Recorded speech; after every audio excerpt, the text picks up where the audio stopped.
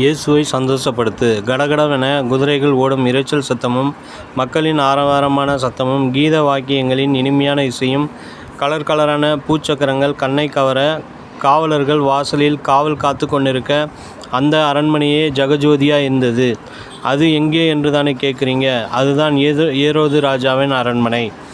அன்று ஏரோது ராஜாவுக்கு பிறந்த நாளாக இருந்ததினால் பல பிரபுக்களும் முக்கியமான விஐபிக்களும் பந்தியில் அவரோடு அமர்ந்திருக்க, பலபல ஆடையுடன் அலங்காரத்துடனும் காலில் சலங்கையோடு அழகாக நடனமாட வந்தாள் ஒரு சிறு பெண். அந்த சிறு பெண்ணின் நடனம் எல்லோரையும் கவர்ந்தது.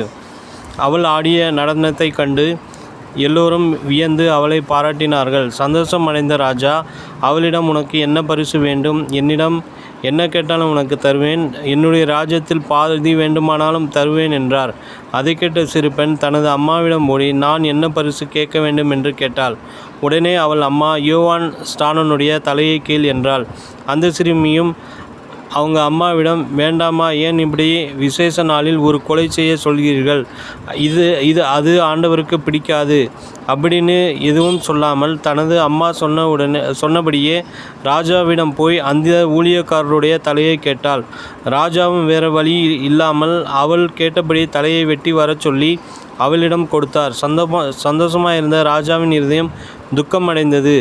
அங்கு வந்திருந்த எல்லோரையும் தனது திறமையால் சந்தோஷம் அடையச் செய்த அந்த பெண்ணுக்கு தேவனை பிரியப்படுத்த தெரியவில்லை. தம்பி, தங்கச்சி, உனக்கு இருக்கும் தாளந்து திறமைகளை கொண்டு நீ யாரை சந்தோஷப்படுத்தி கொண்டிருக்கிறாய்? இயேசுவையா அல்லது உலகத்தையா? சிந்தித்து பார்.